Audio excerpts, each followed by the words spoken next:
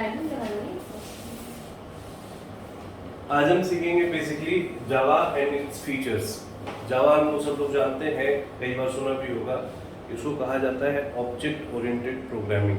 आज हम सिर्फ आपको यही बताएंगे कि जावा के अंदर क्या क्या फीचर्स मिलते हैं जिसके कारण ये इतनी पॉपुलर लैंग्वेज बन चुकी है।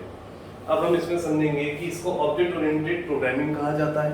पहली चीज क्यों कहा जाता है, ये सबसे बड़ा इंपॉर्टेंट चीज है कि इसको ऑब्जेक्ट ओरिएंटेड प्रोग्रामिंग क्यों कहा जाता है। खैर वो मैं अपने वीडियो लेक्चर्स अगले वीडियो में बताऊंगा आपको। फिलहाल सबसे पहले आप एक चीज समझिए कि जावा के अंदर ऐसे क्या फीचर्स हैं जिसके कारण इसको ऑब्जेक्ट ओरिएंटेड प्रोग्रामिंग डिफाइन कर दिया गया है। जैसे सबसे पहले हम देखेंगे डेटा एब्स्ट्रैक्शन। डेटा एब्स्ट्रैक्शन में क्या होता है ऐसा, मतलब ये जो हमारे जावा के अंदर फीचर्स हमको मिले हैं ये है क्या है, डेटा एब्स्ट्रैक्शन। डेटा एब्स्ट्रैक्शन इसके अंदर क्या है, किसी भी, जैसे हम डेटाबेस में डील करते हैं या किसी भी चीज में हम डील करते हैं तो एक होता है, एक टर्म आपने पढ़ा होगा कि एब्जॉर्प्शन, एक होता है एब्स्ट्रैक्शन। एब्जॉर्प्शन का मतलब होता है कि सोख लेना, पूरी तरह से अपने अंदर समा जाना। एब्स्ट्रैक्शन का मतलब होता है किसी भी चीज को किसी भी चीज के अंदर से अपने काम का चीज निकाल लेना। तो डेटा है, ठीक है, तो जैसे हमारा डेटाबेस है, बहुत बड़े बड़े एल्गोरिथम्स बनते हैं, बहुत बड़े बड़े डेटा को हम हैंडल करते हैं। जैसे गूगल है हमारा, बहुत बड़ा बड़ा डेटा है, उसका पूरा डेटाबेस पे ही पूरी दुनिया चल रही है। तो उसके अंदर से डेटा को फिल्टर करके निकाल लेना, एक तरह से समझिए ये डेटा एब्स्ट्रैक्शन हो गया। एनकैप्सुलेशन, आप बेसिकली कैप्सुलेशन, मैं बेसिकली ये वीडियोस उन बच्चों के लिए बना रहा हूँ जिनकी थोड़ी सी इंग्लिश पुअर है और पहली बार कंप्यूटर पढ़ने के इच्छुक है या उनके कोर्सेज में आया है। और ये समझिए कि जावा सीखने के लिए बहुत ही बेसिक से मैं सिखा रहा हूँ, हर किसी के लिए ये बहुत ही फिजिबल है।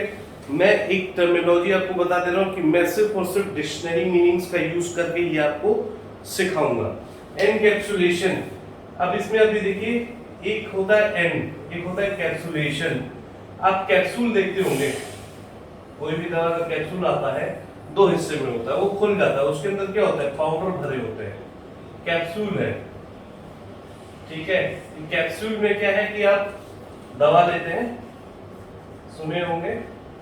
कैप्सूल में क्या होता है, एक ऐसी लेयर होती है, इसके अंदर खोलेंगे, इसके अंदर पाउडर होता है, बेसिकली दवा होती है, उसको ऐसे किसी भी प्लास्टिक रैप के अंदर से ढक दिया जाता है और ये आपको दे दिया जाता है। ठीक उसी तरह से ये एक ऐसा प्रोसेस है जावा में जिसके अंदर कैप्सूल में जो दवा होती है, जावा में वो चीज होती है, कोड होती है, या हमारा डेटा होता है, या हमारा ऑपरेशंस होता है। तो क्या किया जाता है, एक पर्टिकुलर पैटर्न के द्वारा पैक कर दिया जाता है। पैक करने के कारण क्या होता है, इसको थर्ड पार्टी नहीं पहुंच पाती, यानी कि ये पैरेंथेसिस ब्रैकेट, स्क्वायर ब्रैकेट,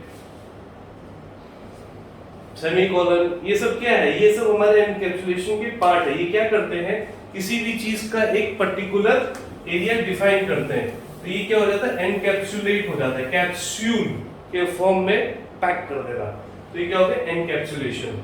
इसके बाद हम लोग आते हैं पॉलीमॉर्फिज्म।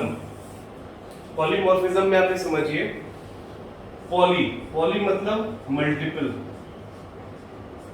डिक्शनरी मीनिंग भी आप देखेंगे, पॉली मतलब मल्टीपल, कई तरीके से, तो कई तरीके से। मॉर्फिज्म मतलब इनहेरिट, ठीक है, तो कई तरीके से एक ही चीज को बार बार अपने अंदर यूज करते रहने का मेथड क्या होता है, पॉलीमॉर्फिज्म, ठीक है। तो अभी क्या है, पॉलीमॉर्फिज्म, यानी कि इसके अंदर हम सेम नेम के साथ मल्टीपल टास्क कर सकते हैं। मल्टीपल टास्क मैं आपको बताऊंगा, ये मेथड्स में हो सकते हैं, मेथड्स या कोई भी वेरिएबल्स, कुछ भी ऑपरेटर्स। सपोज प्लस का साइन है तो ये जोड़ने के भी काम आता है, मगर system dot dot dot println जब हम लिखते हैं, अभी हम कोडिंग पे आएंगे, तो उसके अंदर प्लस का साइन एक अलग पर्पस से भी यूज किया जाता है। तो ये क्या है, ये बेसिकली एक ही चीज को कई अलग अलग फॉर्मेट में यूज करने के कारण इसको एक नाम मिला, पॉलीमॉर्फिज्म, ठीक है। इसके बाद इनहेरिटेंस, हेरिटेंस इंग्लिश शब्द है हेरिटेंस, यानी कि एक जैसे फादर है मदर है, इन दोनों की कुछ प्रॉपर्टीज एक बच्चे में आती है ना, इनके चाइल्ड में, ठीक उसी तरह से जावा में ठीक उसी तरह से इनहेरिट करना, कुछ अपने पूर्वजों से लेके आना। इसी तरह से जावा में भी हमारे पास क्या होता है कि कुछ चीजें हमने पहले से बना के रखी हैं, कुछ पहले से ही बनी हुई हैं, कुछ हमने बनाई एज अ प्रोग्रामर लर्नर, मैंने बनाई आपने बनाई, और कुछ जावा में पहले से ही बनी हुई है। उनकी प्रॉपर्टीज को हम अपने एक नए प्रोग्राम के अंदर इजीली यूज कर सके, तो वो क्या हो गया हमारा इनहेरिटेंस। तो ये प्रॉपर्टी हमको जावा में इजी गोइंग मिल जाती है। इसके बाद आता है मॉड्यूलैरिटी।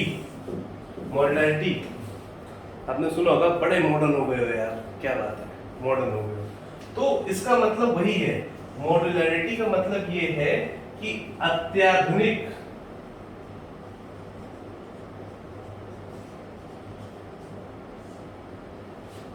तरीके का इस्तेमाल करने की छूट।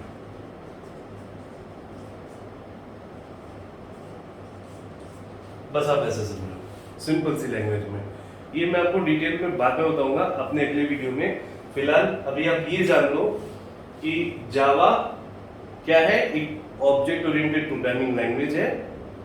इसके अंदर कई सारे फीचर्स आते हैं, जो कुछ ऐसे है डेटा एब्स्ट्रैक्शन, जिसके बारे में मैंने आपको अभी बताया।